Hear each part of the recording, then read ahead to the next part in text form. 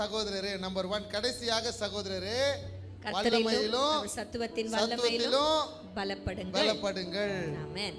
இரண்டாவது 2 கொரிந்தியர் 13ஆம் அதிகாரம் 11வது வசனம். 2 கொரிந்தியர் 13:11. இன்னைக்கு மட்டும் ஏசாயா பக்கத்துல வச்சுக்கிறாங்க, தேடி கண்டுபிடிச்சிடுங்க அப்படின்னு அவர் குழப்புவாரு, குழம்பாதீங்க. படிக்கலாம். கடைசியாக சகோதரரே, சந்தோஷமாயிருங்கள், நற்சீர் பொருந்துங்கள், ஆறுதல் அடையுங்கள், ஏக சிந்தையாயிருங்கள், சமாதானமாயிருங்கள். அப்பொழுது அன்புக்கும் சமாதானத்துக்கும் காரணராகிய தேவன் உங்களோட கூட இருப்பார். ஹல்லேலூயா. எவ்வளவு சந்தோஷமா இருக்குல்ல அந்த வசனத்தை வாசிக்கிறதே. கடைசியாக சகோதரரே, சந்தோஷமா இருங்கள். ஈஸி சொல்லுங்க, ஈஸி. நற்சீர் பொருந்துங்கள், பரவாயில்ல, ஈஸி தான்.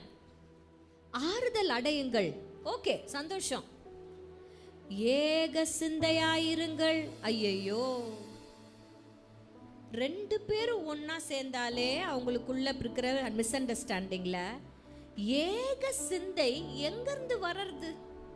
எங்களை பார்த்து நிறைய பேர் கேட்பாங்க, கணவனும் மனைவியும் 1 மணி நேரம் பேசுறதே கஷ்டம், ஆனா 1 மணி நேரம் ஒரே விஷயத்தை மாத்தி மாத்தி டென்னிஸ் பால் மாதிரி பேசுறீங்களே, எப்படி?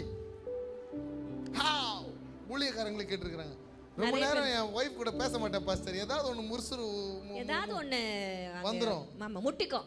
அதான் சொன்னாங்க, எதனா ஒன்று முட்டிக்கும் பாஸ்டர். அப்புறம் நான் ஒரு பக்கம் போயிடுவேன், அவங்க ஒரு பக்கம் போயிடுவாங்க, அப்புறம் திரும்பி அடுத்த நாள் வந்து அந்த 3/4 மணி நேரம் 1/2 மணி நேரம் 10 நிமிஷம் தான் பேசுவான். இன்றைக்கு சொல்கிறேன், நம்மளுடைய பெரிய பலன்ல ஒன்று, முக்கியமான ஒரு விஷயம், ஏக சிந்தை சகோதரர்களுக்குள்ளே. ஆமென். ஒன்னஸ். ஒன்னஸ் சொல்லுங்க பார்க்கலாம். ஒன்னஸ் சொல்லுங்க. ஒன்னஸ் சொல்லுங்க பார்க்கலாம். ஒன்னஸ் சத்தமா சொல்லுங்க. ஒன்னஸ், ஒரு மனம். ஒரு மனம். ஒன்னஸ், ஒன்னஸ், ஒரு மனம். ஒரு மனம். நல்லா புரிஞ்சுக்க பாருங்க, எங்க ஒரு மனம் இருக்கோ அவர் இருப்பார். இது இன்னும் ஆழமா நம்ம கத்துக்கணும்னா இந்த ஒரு மனதை பிசாசுக்கிட்டு தாங்க கத்துக்கணும். நான் பார்த்தேன், இந்த லேகியோன் பாருங்களேன், எங்க போனாலும் ஒன்னா போவோம் தான் சொல்லுதுங்க. அவனுக்குள்ள எத்தனை பிசாசு இருந்துச்சு? லேகியோன் அப்படின்னா 6000 பிசாசும் ஒரே ஆளுக்குள்ள. ஒன்னு சேர் போட்டு உட்காந்துச்சா, ஒன்னு தூங்கி இருந்துச்சா, ஒன்னு உட்கார்ந்து இருந்துச்சா தெரியல சார், நமக்கு தெரியல. ஆனா 6000 ஒருத்தங்குள்ள இருந்துச்சுங்க. எப்படி இல்ல, ஒற்றுமையா இருந்திருக்காங்க 6000 பேரும். இன்னைக்கு ஒரு கூட்டு குடும்பத்துல மாமியாரு, மருமக, நாத்தனாரு. என்ன நாரு? ஐயோ, ரொம்ப நாத்தம் நாரு. நம்ம கதையே சொல்றேன். ஆனா அந்த 6000 பாருங்களேன், ஒன்னாதான் சொல்லுது. என்ன விட்டுருங்கன்னு சொன்னா கூட ஒன்னாதான் போகுது, அது சொல்லுது பாருங்களேன், எங்களை. அது பாருங்களேன், ஒன்னஸ். God is expecting. இங்க நன்மை நடக்கணும்னா ஒரு மனம் இருந்தா தான் நடக்கும். ஆமென்.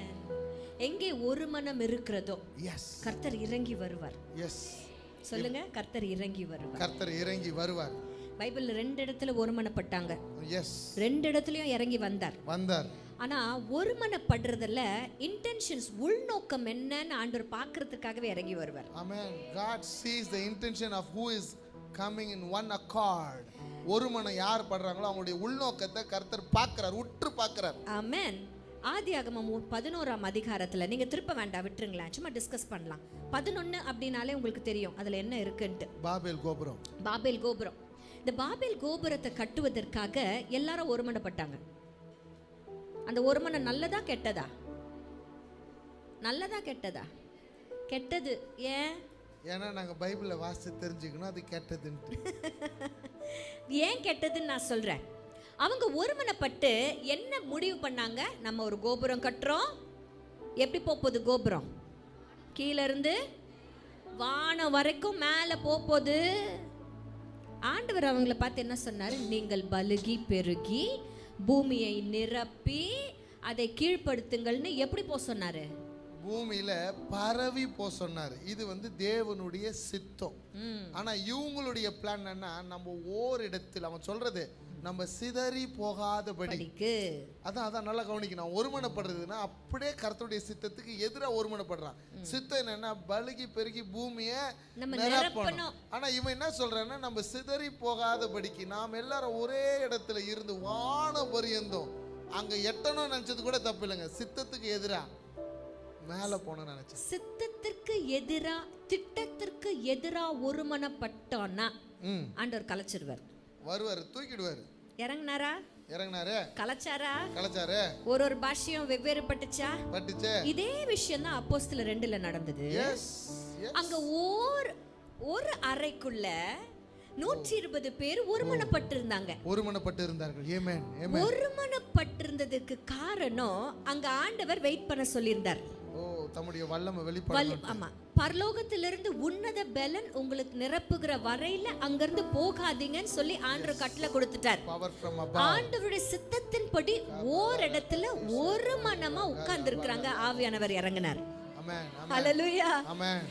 ஆவியானவர் இறங்கினாரு. அங்கேயும் பாஷை தாறுமாறாச்சு. ஆமா.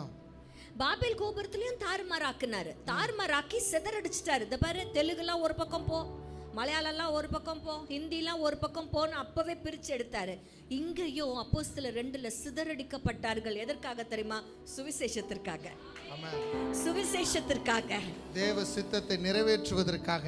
ஆமென். இன்னைக்கு இந்த சபையில கர்த்தர் முதல்ல உன்னை பலப்படுத்துறாரு, இரண்டாவது ஒருமுகப்படுத்துகிறார். அவருடைய சித்தத்தின்படி செய்வதற்கு ஒரு மனம், நிறைவேற்றுவதற்கான ஒரு மனம். இன்னைக்கு குடும்பத்துல ஒரு மனம் வேணும். I speak oneness in the family. பிரிஞ்சு உறவுகளுக்காக நான் இப்ப ஜெபிக்க போகிறேன். இப்ப பிரிந்து இருக்கிற உறவுகளுக்குள்ள ஒரு மனம். இன்னைக்கு குறையே பேசக்கூடாது. நான் சொல்றேன், குறை பேசுறேன்னா உருப்படவே மாட்டேன். நான் அந்த மாதிரி நெகட்டிவா பேசுற ஆள் இல்லை. நான் சொல்றேன், எங்க வாழ்க்கையில நாங்க குறையே பேசக்கூடாது, யாரை பத்தியும் பேசக்கூடாது. we never speak ill about anyone. சொல்லுங்க, புலம்ப மாட்டேன். சொல்லுங்க பார்க்கலாம். புலம்ப மாட்டேன், குறை பேச மாட்டேன், குறை பேச மாட்டேன். நல்ல சத்தமா சொல்லுங்களேன். புலம்ப மாட்டேன், குறை பேச மாட்டேன். ஆமென். ஹல்லேலூயா. இப்படி இருந்தீங்கன்னா கர்த்தர் உங்களை பயங்கரமா ஆசீர்வதிப்பார். ஆமென். இன்னைக்கு இந்த ஒரு மனதை கர்த்தர் உங்களுக்கு பேச வரும். ஆமென். God is expecting this இந்த சபையில். I don't know நீங்க எந்த நிலையில இருக்கிறீங்க எனக்கு தெரியாது. வாலிபர்களுக்குள்ள ஒரு மனம் வேணும், சகோதரிகளுக்குள்ள ஒரு மனம் வேணும், ஊழியங்களுக்குள்ள ஒரு மனம் வேணும். ஊழியக்காரங்க இந்த பட்டணத்தில் அசை வரணும்னா, இந்த பட்டணத்தில் இருக்கிற எல்லா ஊழியர்களும் ஒருமனப்பட்டு நின்னா பவர் மேனிஃபெஸ்ட் ஆகும். ஆமென். we have seen that. நீங்க பாடல்களை நிறைய பேர் கேட்பாங்க, நல்லா பாடுறீங்க, நல்ல கிருபை இருக்கும், குடும்பமா நீங்க மட்டுமே பாடலாமே. சில பாடல்களை சில குடும்பங்களை கூப்பிட்டு நிக்க வைப்பார். அதான் வாருமையா. அதான் இப்போ நாங்கள் ரீசெண்டாக ரிலீஸ் பண்ண வாருமையா 2. ஏன் இப்படி நிக்க வைக்கிறாருன்னா, ஒரு மனம் தான் அங்க நிற்கும் பொழுது அந்த மகிமை வெளிப்படும். இன்னைக்கு ஒரு மனம். சொல்லுங்க, ஒரு மனம். ஒரு மனம். சொல்லுங்க, ஒரு மனம். ஒரு மனம். என் கூட 2 வரிகள் பாடுவீங்களா? ஒரு மனமாய் ஒற்றுமையாய் ஒன்றாக ஓடிடுவோம், உண்மையும் உத்தமமாய் ஊழியம் செய்திடுவோம். ஒரு மனமாய் ஒற்றுமையாய் ஒன்றாக ஓடிடுவோம், உண்மையும் உத்தமமாய் ஊழியம் செய்து. பாடுவீங்களா? ஒரு மனமாய், ஒரு மனமாய் ஒற்றுமையாய் ஒன்றாக ஓடிடுவோம், உண்மையும் உத்தமமாய் ஊழியம் செய்திடுவோம். ஹல்லேலூயா. உண்மையிலே வசனம் சொல்லுகிறது, இதோ சகோதரர்கள் ஒருமித்து வாசம் பண்ணுவது எத்தனை நன்மையும் எத்தனை இன்பமுமா இருக்கு. அது இன்பம் மாத்திரம் இல்லை, சந்தோஷம் மாத்திரம் இல்லை, அதனால நன்மை. யாருக்கு தெரியுமா நன்மை? ராஜ்யத்திற்கு நன்மை. இன்னைக்கு தேவ ராஜ்யத்திற்கு நீங்கள் ஏதாவது செய்யணும்னு நினச்சா ஒரு மனதை ஆண்டவர்கிட்ட கேளுங்க. அதனால தான் நான் இன்றைக்கும் சொல்கிறேன், ஃபர்ஸ்ட் பாயிண்ட் தான், இந்த ஒரு மனதை கெடுப்பதற்காக பிரிவினைகளின் ஆவிகள் இருக்குது. நல்லா சர்ச்சில் பிரச்சனை வருதா? சர்ச்சில் ஒரு 4 பேருக்குள்ள சமாதானம் இல்லையா? அவர்களுடைய விஷயம் இல்லை, பிரிவினையின் ஆவி. அப்போ நம்ம எதுக்கு ஜெபிக்கணும்? பிரிவினையின் ஆவிக்கு விரோதமாய் ஜெபிக்கணும். அந்த சத்துவத்தில் பலப்பட்டு உங்களுடைய பட்டயத்தையும் உங்களுடைய கேடகத்தையும் எடுத்து ஜெபிக்க ஆரம்பிங்க.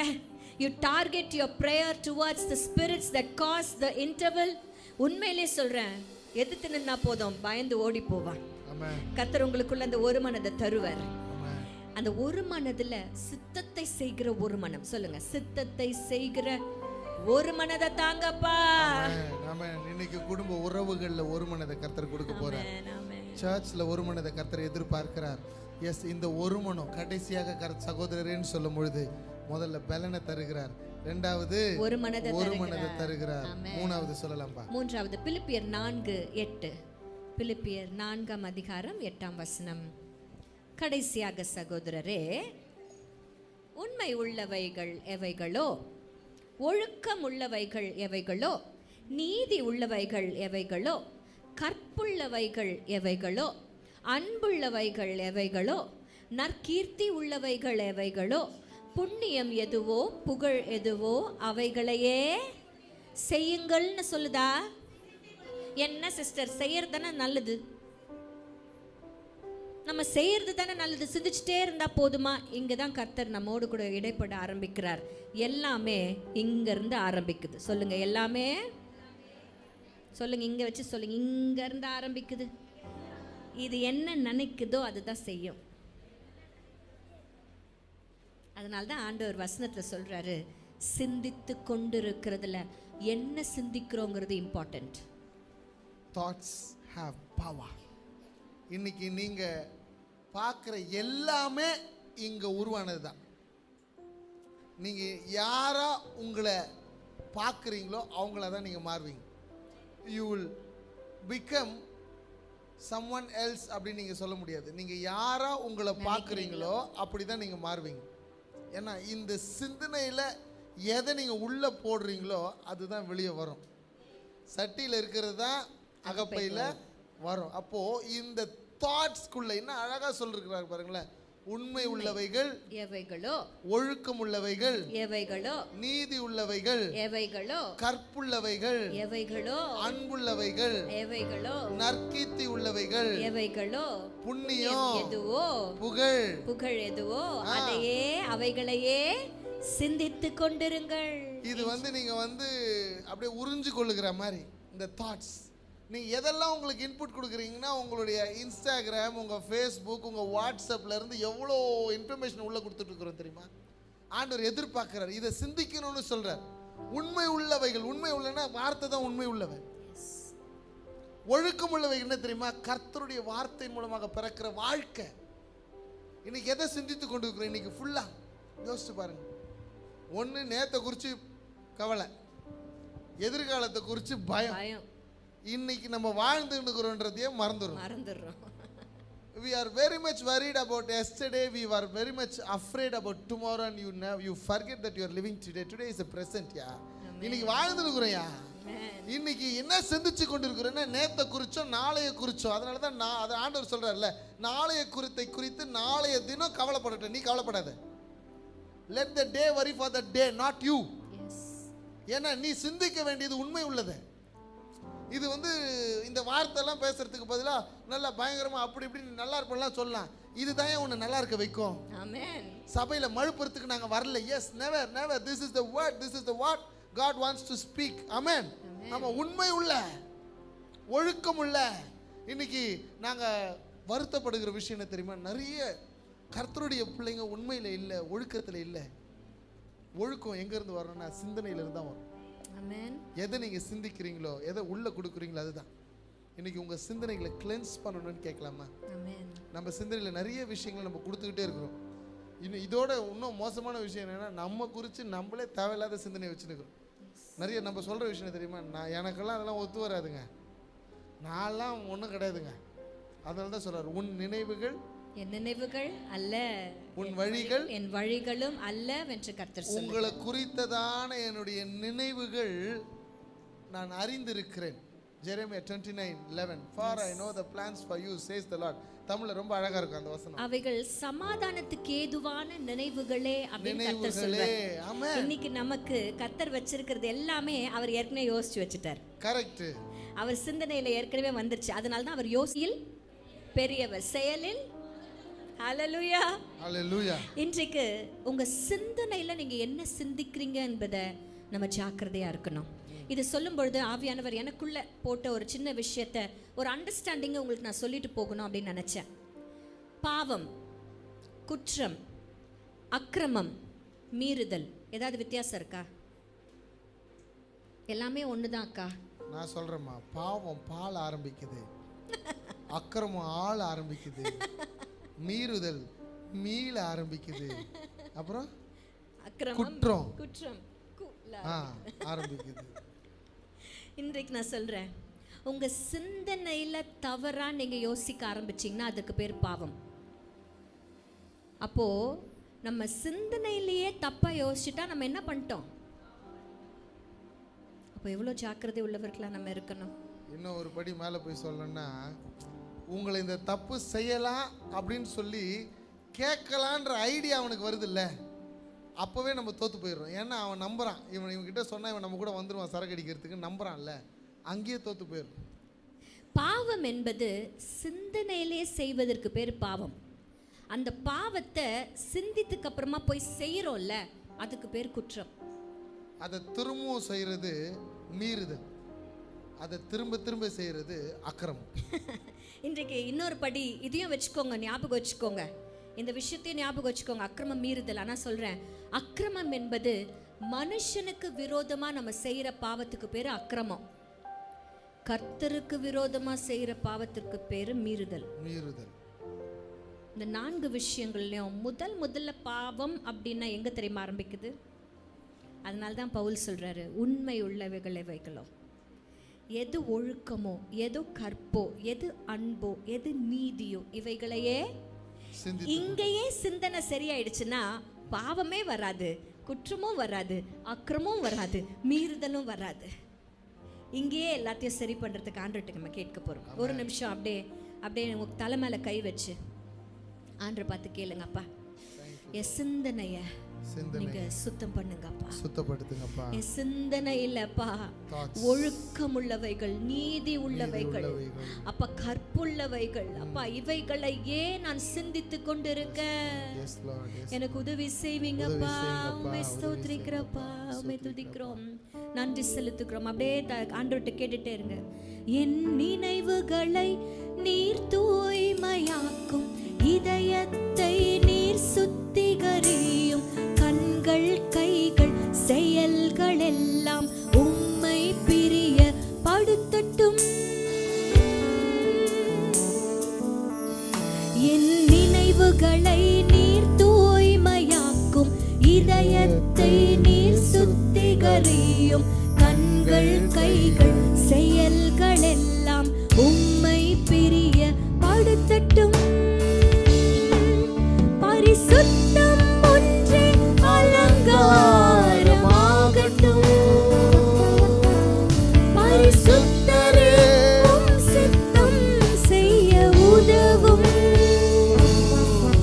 பரிசுத்தம் ஒன்றே அலங்காரமாகட்டும், பரிசுத்தரே உம் சித்தம் செய்ய உதவும். என் நினைவுகளை உங்களுடைய அற்புதங்கள் ஆட்டோமேட்டிக்கா நடக்கும். விடுதலை ஆட்டோமேட்டிக்கா நடக்கும். நீ கேட்கிற நன்மைகள் ஆட்டோமேட்டிக்கா நடக்கும். இந்த கூட்டத்தின் முடிவில் உங்களுக்காக நான் ஜெபிக்க போகிறேன். நிச்சயமான அற்புதங்களை கர்த்தர் செய்ய போகிறார். ஆனா நம்ம செய்ய வேண்டிய கற்பனைகளை கர்த்தர் இன்னைக்கு கற்றுக் கொடுக்கிறார். Give importance. நம்பர் 1, கடைசியாக சகோதரரே வல்லமையிலும் சத்துவத்திலும் பலப்படணும். நம்பர் 2, கடைசியாக சகோதரரே ஒருமனப்படணும். மூன்றாவது, என்ன ஒழுக்கமோ அவைகளை சிந்தித்துக் கொண்டிருங்கள். 4வது கடைசியாக 2 தெஸ்லோனிக்கேயர் 3ஆம் அதிகாரத்தினுடைய முதல் வசனம். 2 தெஸ்லோனிக்கேயர் 3:1. கடைசியாக சகோதரரே, உங்களிடத்தில் கர்த்தருடைய வசனம் பரம்பி மகிமைப்படுகிறது போல எவ்விடத்திலும் பரம்பி மகிமைப்படும்படிக்கு. ஹல்லேலூயா.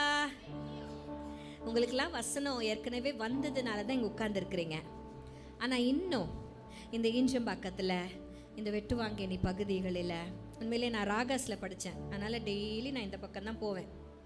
எங்கேருந்து? மயிலாப்பூர்லேருந்து, பாலவாக்கம், திருவான்மியூர்லேருந்து கொட்டிவாக்கம், பாலவாக்கம், ஈஞ்சம்பாக்கம், பல் டாக்டர், நீலாங்கரை, ஈஞ்சம்பாக்கம், நான் வெட்டுவாங்கேணி, அப்படியே உத்தண்டி போய், உத்தண்டியில் தான் என் காலேஜ் இருக்கு. அப்போ டெய்லி வருவேன். கொஞ்ச நாள் ஹாஸ்டலில் நான் இருந்தேன். இன்றைக்கு நான் யோசிக்கிறேன், உங்களுடைய பகுதிகளில் கர்த்தருடைய வசனம் பரம்ப வேண்டும். சொல்லுங்க ஆமென். ஆனால் ஆண்டவர் ஒரு படி மேலே போய் இன்னொரு வார்த்தையையும் இங்கே கொடுக்குறாரு, பரம்பி மகிமைப்படணும். இன்றைக்கு சுவிசேஷத்தை நம்ம ஈஸியா சொல்லிட்டு வந்துடுறோம். ஆனா எங்க மகிமை இருக்குன்னா அந்த சுவிசேஷம் ஏற்றுக்கொள்ளப்படும் பொழுதுதான். இந்த சர்ச்சில் இன்னும் நன்மை நடக்கணும்னா பிளட் லைனே சுவாச காற்றே சுவிசேஷம் தான். If a church doesn't preach gospel, it is getting ready to die. ஆமென். சுவிசேஷம் என்பது தனி மனிதனின் அழைப்பு. எல்லாரும் சுவிசேஷமா நம்ம வாழணும். ஆமென். தேவைப்பட்டா சொல்லணும், தேவைப்பட்டா பேசுங்க. அப்படின்னா என்ன அர்த்தம்?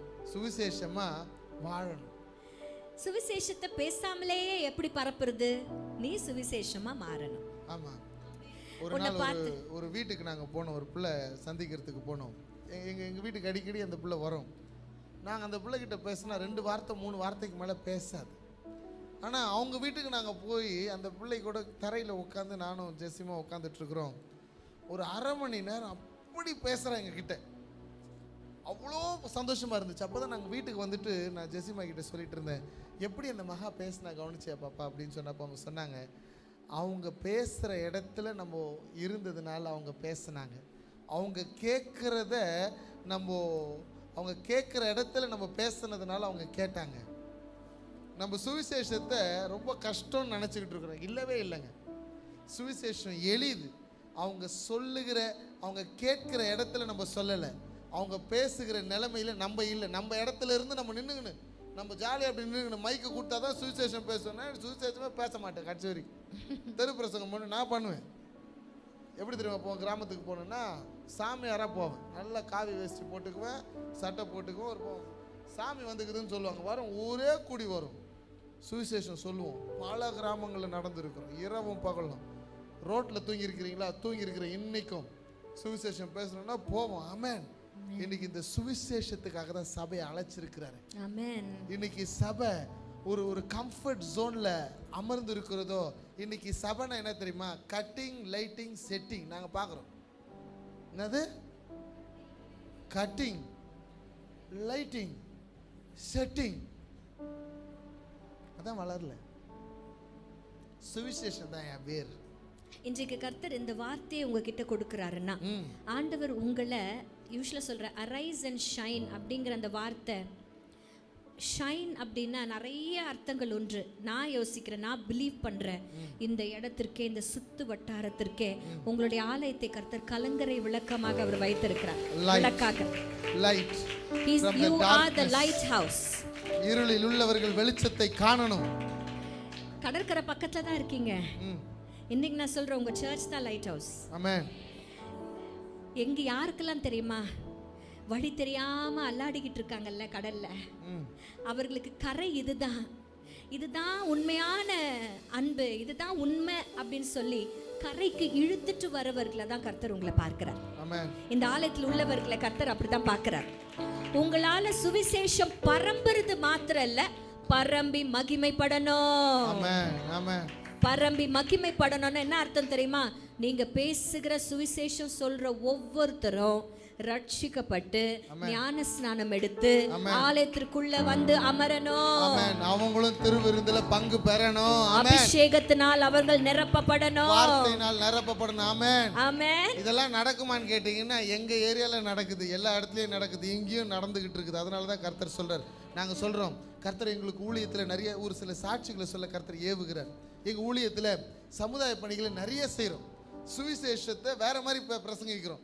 Every Wednesday free clinic, doctor வராங்க. Every Wednesday free clinic, free medicine. கர்த்தர் அறியாத நான் கிறிஸ்டியன்ஸ் வராங்க, வந்து ஆண்டவருடைய வார்த்தையை கேட்குறாங்க. எப்படின்னா முதல்ல மருந்து சுகம். ரெண்டாவது எங்கள் ஊரில் நிறைய பெண் பிள்ளைகள் வேலை இல்லாமல் இருக்கிறாங்க. Tailoring unit ஆரம்பிச்சிருக்கிறோம்.